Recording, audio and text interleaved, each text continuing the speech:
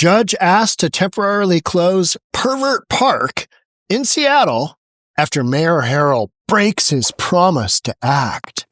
Mayor gets all worked up and shocked at the footage he sees, and then what's he do? Nothing.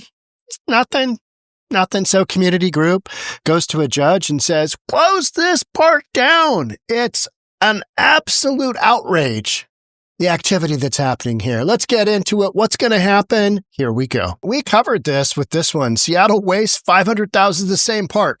Seattle wastes $500,000 on public masturbation deterrence instead of enforcing laws. That was one of the things that they considered. Hey, let's give the weirdos their own $500,000 structure where they can just go out in there and just, do their thing, whatever that might be. And the rest of the community will just ignore it. And the neighbors wanted to put up a swing set next to the $500,000, masturbation deterrent architecture. Is this not just Seattle? This is so Seattle.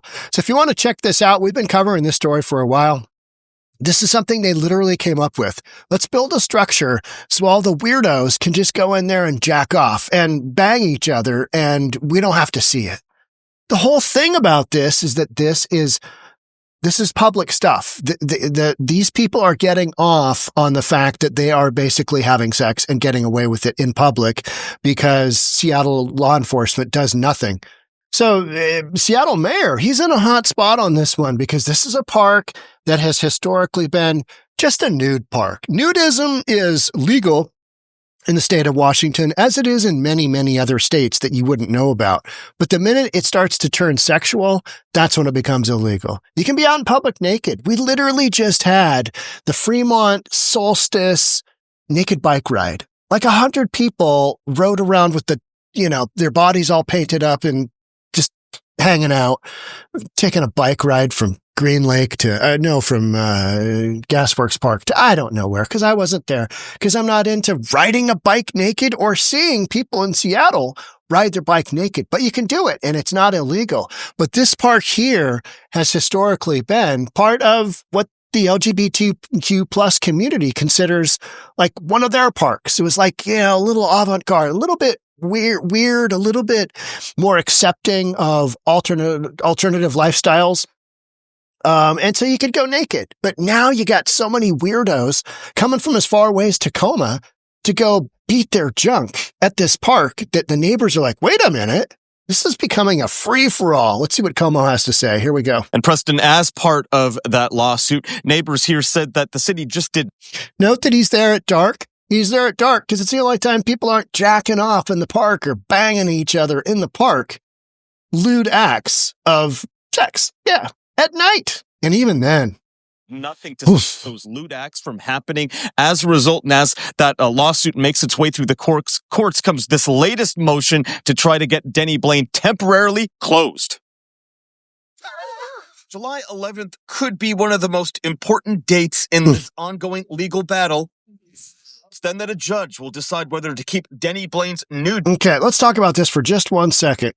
Here is the deal. So this part of the park is pretty normal. There's really nothing going on. You'll see people out there. You'll see chicks out there lying topless. Not a lot of full-on nudity, because right up the street, right across your right-hand shoulder, is Kurt Cobain's house where he exited this world.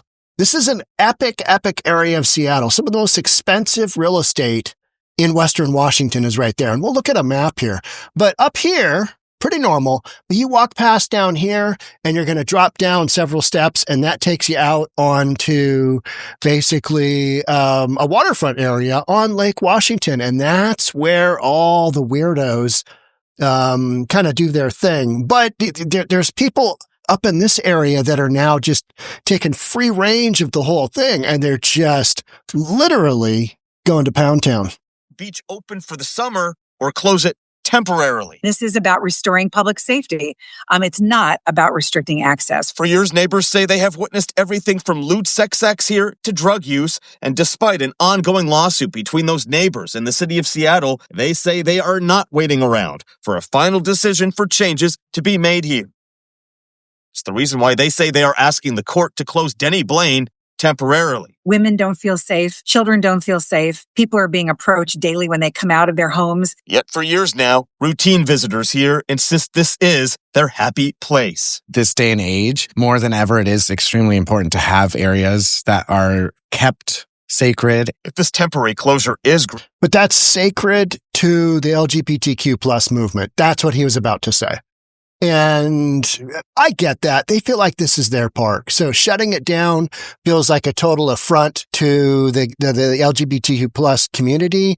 And that community right now is reeling from a lot of Trump cutting off the excess nonsense of programs that are completely unnecessary, but they feel like they're being targeted personally. So this park, Seattle officials, I'd be really surprised if a judge closed it down. And you know what? Even if a judge closes it down, this park, they're not going to have law enforcement go out there. I see a guy sucking off another guy. You're not going to have that. It's just not, cops aren't going to do that. We don't have enough cops anyway. They're out actually chasing, arguably criminals committing more violent crimes, period. So you got guys having, public sex. All right. Okay. You got, prostitution happening. You got weirdos jacking off. Yep. And yep. And what are cops going to do about it? Nothing. They won't do much. This is Seattle. This is Freeattle. This is what you get. This is what you're working with. Granted, it is anyone's guess how long it'll last. That's because neighbors are insisting the park stay closed until there is routine enforcement of any. It's downtown Bellevue in the skyline there. Bill Gates' home is right here. It's like right here. That's what you're looking into. Anyone who breaks the law here. We should mention this too, that this type of move in motion is not unprecedented in Seattle, with a park in the Chinatown International District recently also temporarily closed with a similar order. Coming to you live tonight, Ryan Sims. Okay, yeah, but let's talk about that one for a second. The International District, the Chinatown District in Seattle, has just been overrun with drugs and criminal activity, stolen goods, human trafficking, sex trafficking, you name it, all that crazy stuff. And that's why that park got shut down. 12th and Jackson, which I talk about all the time. That's what you got. You don't have a bunch of nudists, a bunch of perverted nudies running around doing crazy stuff with each other. You've got real criminals there, and that's why they want to shut that park down, or did shut that park down. I can't remember how that whole thing went. But hey, let's read from Jason Rantz, KTTH 770 Conservative Talk Radio. Neighborhood group is asking a King County judge to temporarily shut down Denny Blaine Park, arguing it's become a haven for daily criminal activity, including public masturbation, sex acts, drug use, and harassment. In a motion filed this week, Denny Blaine Park for all. That could go so many different ways, right? Denny Blaine Park free for all. A coalition of frustrated neighbors and longtime park goers said the city of Seattle has failed to enforce the law and has effectively abandoned the park to a group of repeat offenders, much like Seattle has done with Antifa. I haven't talked about that much because I've had so many other news stories, but Antifa basically had their way with a couple of reporters in Seattle. Down in Tukwila, Brandy Cruz got absolutely accosted physically. Police didn't do much about it. She had one bodyguard, but you need at least a couple with the size of the group with Antifa. 30 seconds outside of getting out of her car outside of the ICE facility in Tukwila, which is to the south of downtown Seattle by like 15 minutes, something like that. She's accosted. Seattle officials do nothing. Cam Higbee got physically rocked outside the Seattle City ICE building. I did a video of that, showed you, I did that on Instagram, showed all the graffiti and some of the damage that had happened. This was a couple of weeks ago. But Cam Higbee, YouTuber, he got absolutely physically, accosted. He got hit in the head. I mean, his helmet had dings in it, and Seattle police never showed up. He was there for 45 minutes, and I think Jonathan Cho took him home or took him to where his car was. But that was at 11 o'clock at night on the Sunday or the Saturday, of the No Kings protest, and Antifa just, had their way with them. And what do Seattle police do? Well, from the top down, they're told, well, they're on the left. We're not going to do anything to them. Portland and Seattle has a real issue with Antifa, and they need to drop the hammer on those maggots. I mean, drop the maggot, because those people, but we're not gonna, because they're part of the far left. And this is Seattle, and that's Portland. Portland is experiencing some major disturbances with Antifa, trying to rock the federal building yet again, every single night. Let's just ignore it. Let's ignore it and pretend it's not happening. Motion for a preliminary injunction filed in King County Superior Court seeks an emergency closure of the park until the city produces a plan to stop the illegal behavior and restore safety. Not happening. It's just not happening in Seattle. Over a park? No, not happening. The best that you're going to have is whack-a-mole. They're going to go to another park and jerk off and suck each other off and whatever else it is that got going on. That's what they're going to do. For over 100 years, Denny Blaine Park was a small gem in the Olmsted Park system. Motion stated, the park is now a venue for public masturbation, public sex, and illegal drug use that attracts criminals from around the region and makes the park a public nuisance. Now, I've seen stories from people literally coming away from as far away as, an hour-long drive from Tacoma to go do their thing. Hey, there's this park in Seattle. It's epic. Let's go there. We can get away with everything. Denny Blaine Park has been derisively labeled Pervert Park on the Ingram Angle on Fox News. I think that's great. Because it is. Pervert Park. You betcha. It's weirdos doing weird stuff. The plaintiff submitted more than a dozen declarations and exhibits. I bet those were spicy, including a new video evidence, incident logs, and photos that depict a daily pattern of lewd and dangerous behavior. Since when do we allow that in our park system? How'd that happen? Hey, you can go to the park and not only just be flat-ass naked, but you can get away with whatever you want. Whatever you want. One declaration identifies individuals by nickname, Big Dong, I don't know, tracking their repeated and often graphic appearances in the park. Among the alleged conduct, filming of sex acts, harassment of park visitors, used needles and condoms littering the grounds, and aggressive nudity. That one kind of caught my eye there, Jason. Aggressive nudity. I'm going to be naked and aggressive. Ugh. Even in the presence of children. Yeah, it's a park. Anybody can go there. Hey, let's take little Johnny to the park. This is a well-known park because it is literally, a few hundred feet walk down from Kurt Cobain's house. Maybe it's a block. It's right there, right? And then to the south of that are waterfront homes that are expensive. You've got views of Mount Rainier down to the south and east. You got Lake Washington right there. You've got downtown Seattle, not that far along Madison Street. And then you've got this stuff going on in kind of the micro location. Multiple witnesses say the behavior has persisted for years. Okay, but not as, what I would say as, not as prolific as it is now, not as outward as it is now. Despite repeated 911 calls and formal complaints, the plaintiffs include LGBTQ residents, parents, and longtime homeowners, many of whom say they no longer feel safe visiting the park. Why would you? You got a bunch of perverts there. And that's sad. That is sad. But that is the inevitable decline of having Democrats run your city. You got Democrats running your city. What did you think would happen? Defunded the police? Don't have enough cops? Don't really make criminal activity a priority? Don't have enough cops to, come visit the park and keep it safe. Don't have enough cops to keep the city safe. What did you think would happen? Park? Guys beaten off? That's low priority. That's almost no priority. That's what's going to happen. One of the park's most high-profile neighbors, philanthropist Stuart Sloan, said he personally met with Mayor Bruce Harrell in 2022 to show him disturbing photos of sexual activity in the park. According to Sloan's declaration, the mayor appeared shocked and promised to act, as any good politician would. But those promises have not resulted in meaningful change, and the situation has worsened. Got to remember, this is a mayor who said that church-going people are far-right extremists. People who read the Bible, people who sing songs, people who talk about Jesus, people who talk about dedicating their life to the Lord, they are viewed as right-wing extremists. They get plunked right in the same group as, the Proud Boys.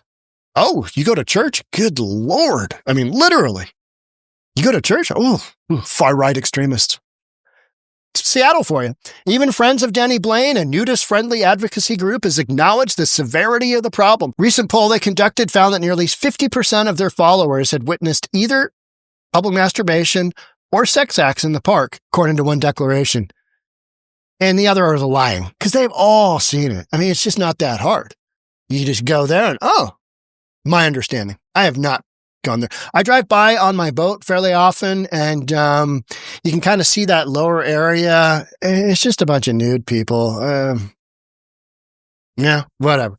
Seattle has previously shuttered other parks under similar circumstances, the Hoi Mai Park in Chinatown, but that, again, was actual criminal activity that police are probably going to do something about. The stuff you've got going on here, because it is a historically LGBTQ-oriented park, they're not going to do anything. I don't think a judge is going to shut it down. I think a judge is going to go, this is a problem, and we need to put more emphasis patrols out there, but nothing's going to happen. This isn't about banning nudity, the plaintiffs argue. It's about banning criminal behavior. Well put. Well done. And nudity is legal. It's just when it crosses into perverse sex acts, then that becomes criminal. But Denny Blaine Park has been politically treacherous for Mayor Harrell, who's in the middle of a re-election campaign, and he's not gonna risk the votes. Progressive activists have claimed that criticism of the park is meant to shut down a space that is favored by the Seattle LGBT community as a safe space. It has been in the past, but it has crossed over into something that isn't its original intention. Let's just go with that, right? It's morphed into Pervert Park. Advocates for the park have either ignored or downplayed the criminal behavior at the park because they're okay with it. They're like, oh, yeah, it's not a big deal. I mean, they're consenting adults. It's okay. I mean, who doesn't want to shoot up a little drugs and, have a little adult activity at the park? And we're not really hurting anybody. And then little Johnny's got questions. Mom, what are they doing? Yeah, don't look. Here we go. City of Seattle, which has not filed its response to the motion, previously denied the park is a nuisance. Yet internal records submitted with the lawsuit show officials are aware of the activity. One Parks Department webpage even references plans to add a public masturbation deterrent infrastructure. That's what we focused on the last podcast. So, Seattle, don't go after the criminals.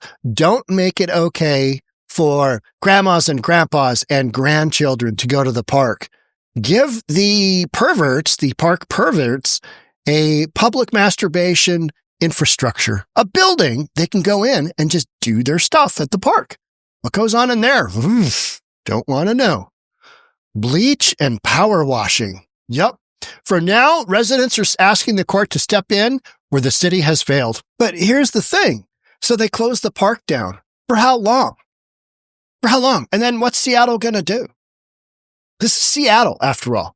This isn't Bellevue. This is Seattle. So you're going to close it down. Officials are going to come up with some harebrained thing that's not going to work because we got a bunch of Democrats running things here. This ain't Texas. This isn't Oklahoma. You don't have Greg Abbott going, nope, that doesn't make sense in a park. No, we're not doing that. You don't have that. You don't have the adult in the room. And the adults that are in the room are just like our mayor and are afraid to brush up against the LGBTQ plus community, even though I think the LGBTQ plus community, they want the park to kind of stay how it is, but even they recognize, yeah, I'm probably not going to go hang out there because I have actually physically heard that from members of the LGBTQ community saying, it's too weird. We don't want to go there. There's crazy stuff going on and it makes people feel uncomfortable. Talk about, women not feeling comfortable. Yeah, I think I'm just going to go topless at the park. And then there's just some whacked out homeless nut job on drugs doing who knows what. It's Just a bunch of nonsense going on. But this is Seattle. This is what you get when you have liberal leadership that allows things to just go wildly sideways. And then you end up with a park that becomes nationally known as Pervert Park. And then some podcaster starts talking about it a bunch. And the media is catching on. I mean, they get what's going on. I understand from the standpoint of the neighboring neighbors. I'd be upset paying the kind of taxes they're paying for this kind of ridiculousness. But again, who did those people vote for? Did you vote for a bunch of Democrats? Yeah, you did, because that's who you got running your city. How is that working out for you? How's that working out for you? But Sean, we didn't vote for this. Well, you kind of did. You kind of did. Yeah. So, podcasts for days, weeks, months, years. Make sure you're subscribed. Hit that notification bell. Thanks for being here, and I'll catch up with you in the next one. Thanks again. Bye for now.